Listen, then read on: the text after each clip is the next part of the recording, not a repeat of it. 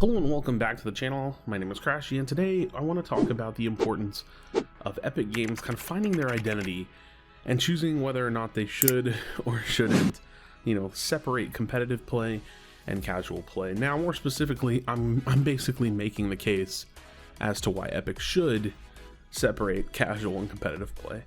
I think Epic Games is in a peculiar situation where it doesn't quite make sense to not support the competitive side of the game. It's a very large section of the game. It's what a lot of people want to see. There's obviously a strong demand for it, and it keeps them kind of media relevant by talking about these giant tournaments and the World Cup and Booga making $3 million. And it's a very good thing for them to keep their marketing and their position in esports and to continue running Fortnite esports. But at the same time, they're also in a position where Fortnite has this pop culture crazy brand that kind of supersedes the rules of gaming and of pop culture and crossovers with big shows and these the NFL and etc. And so I think that Epic Games is kind of put in this situation where it's always about the conversation, and everything that they need to do, everything that they do is meant to drive media attention. It's meant to put more eyes on them, and it's meant to put Fortnite at the forefront of the discussion. And with that kind of media attention that they're looking to attract is also finding the controversy. And I think Epic Games has done a very tactful and skilled job at putting themselves in the middle of controversy as well, and we've definitely seen that across multiple seasons. But I want to propose a different way.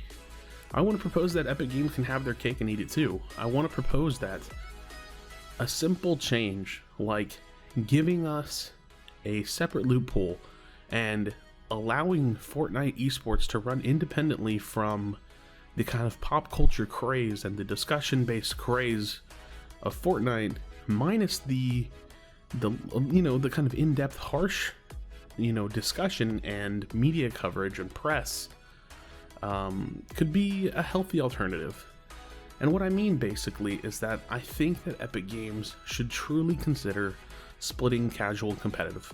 And to do so, I think that they need to understand that their crazy antics and their crazy decisions, the development that kind of keeps them at the forefront of the discussion in terms of what's the next big thing for Epic, what's the next map change, what's the next season, what's the next crazy thing Epic will do, would only happen specifically either in public matches only, or they could propose a new playlist for what I'm going to call in this discussion Wild. Now, I'm sure a lot of you guys aren't probably familiar with Hearthstone, but in Hearthstone there used to be one mode, and everybody played with the cards that were out, and over time, the more cards that came out, the more hectic the game got and was harder to manage because there was just so many possibilities of cards. And ultimately, the Blizzard developers decided to come out with two versions of Hearthstone, Wild or Standard. Wild meaning open to everything. All things are allowed. Everything goes. Standard, much more constricted, much more reined in. And I propose the same thing for Epic Games and Fortnite.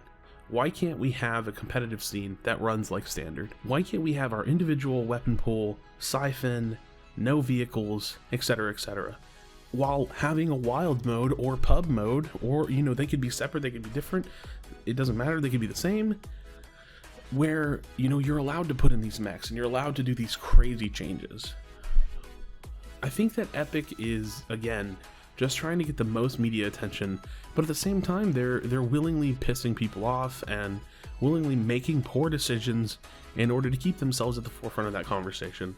And I just don't think it's the right way to do it. I think that there's actually a better way to do it, even if it means sacrificing some of the media coverage, even if it means getting away from some of the controversy, but rather than running a really strong competitive scene and a really fun, crazy pop culture, zany version of Fortnite that can still exist.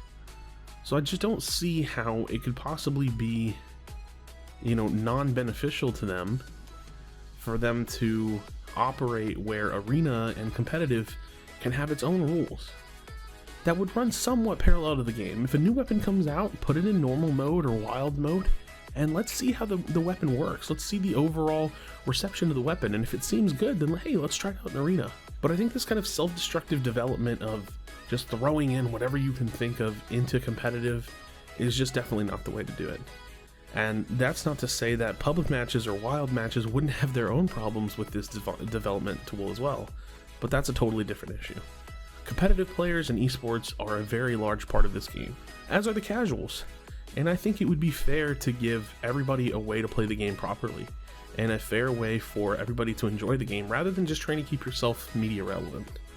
So that's kind of my discussion today. I think it's a short one, but I think it's important. I think we need to really question them. I think it's time to really question why it would be so bad to split the game. With as many players as Epic Games has playing Fortnite every single day, I don't think it would be hard at all for them to accomplish. So let me know what you think in the comment section down below. I appreciate you checking out this video. Please don't leave without leaving a like, and I'll see you on the next video. Do you feel your bones start to shake? Do you feel the earthquake? Do you feel the fire inside of me? Do you see the sparks that I'm setting free? Does the beat take you over? You just